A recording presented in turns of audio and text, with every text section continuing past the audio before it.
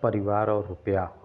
रमेश का एक छोटा सा परिवार था जिसमें एक खूबसूरत पत्नी और दो प्यारे बच्चे थे।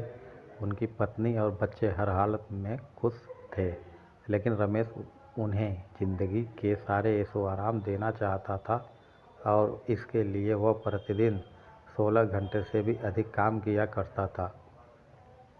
दिन भर ऑफिस में काम करने के साथ साथ वह सुबह और शाम ट्यूशन देकर सेंटर में ट्यूशन भी पढ़ाया करता था। वह सुबह सुबह घर से निकल जाता और आधी रात के बाद घर लौटता था।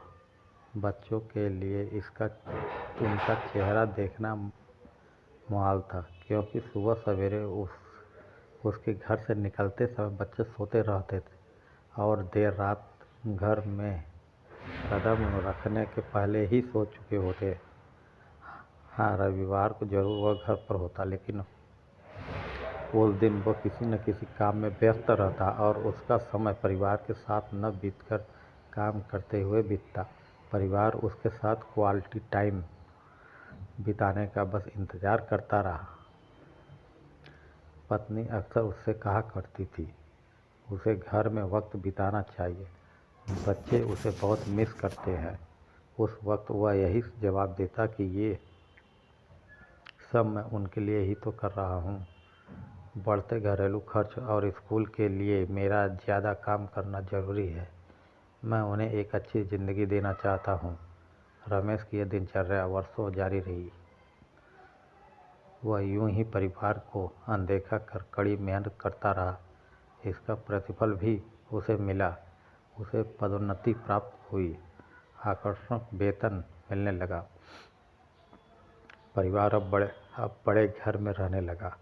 खाने पीने और अन्य सुविधाओं की उन्हें कोई कमी न रह गई।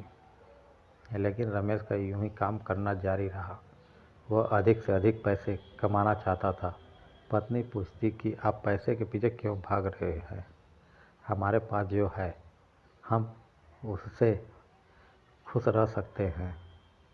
तो उसका जवाब होता कि मैं तुम्हें और बच्चों को दुनिया जहां की खुशियां देना चाहता हूं। बस कुछ साल और मुझे मेहनत करने दो। पत्नी चुप हो जाती। 2 साल और बीते। इन 2 सालों में रमेश बमुश्किल अपने परिवार के साथ समय बिता पाया।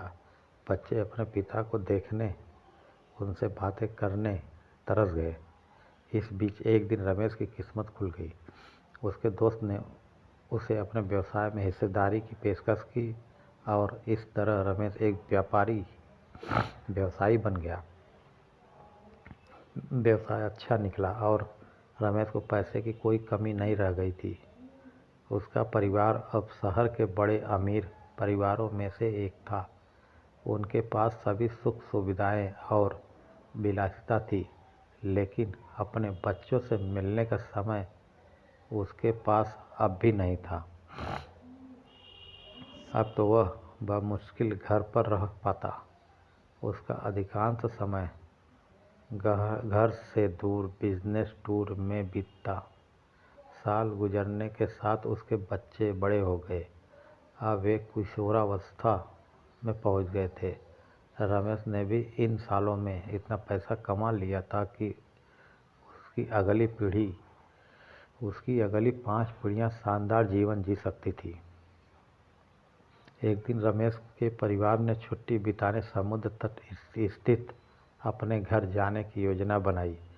बेटी ने उससे पूछा, पापा, क्या आप एक दिन हमारे साथ बिताएंगे?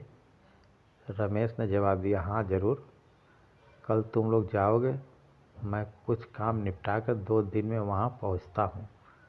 उसके बाद का मेरा पूरा समय तुम लोगों का है। पूरा परिवार बहुत खुश हो गया। वे समुद्र तट स्थित अपने घर पर चले गए। 2 दिन बाद रमेश वहाँ पहुँचा, लेकिन उस दिन उसके साथ समय बिताने कोई नहीं था। दुर्भाग्य से वे सभी उस दिन सुबह आई सुनामी में बह गए थे। रमेश अपनी पत्नी और बच्चे को कभी नहीं देख सकता था। करोड़ों की संपत्ति होने के बाद भी वह उसके साथ का एक पल नहीं खरीद सकता है। वह पछताने लगा। पत्नी के कहे शब्द उसे याद आने लगे। आप पैसों के पीछे क्यों भाग रहे हैं? हमारे पास जो है हम उसमें खुश रह सकते हैं। सीख सबसे बड़ा यही है इसमें से, पैसा सब कुछ नहीं खरीद सकता, इसलिए पैसे के लिए अपने परिवार को महत्व देना कम मत करें। पैसा खो देने के बाद फिर से कमाया जा सकता है, लेकिन अपनों को खो देने के बाद दोबारा वापस नहीं पाया जा सकता। कहानी पसंद आए तो लाइक करना, सब्सक्राइब करना, शेयर करना, और अच्छी अच्छी कहानियाँ आपको मिलेंगी। फॉलो करना प्लीज़, शेयर करना और सभी को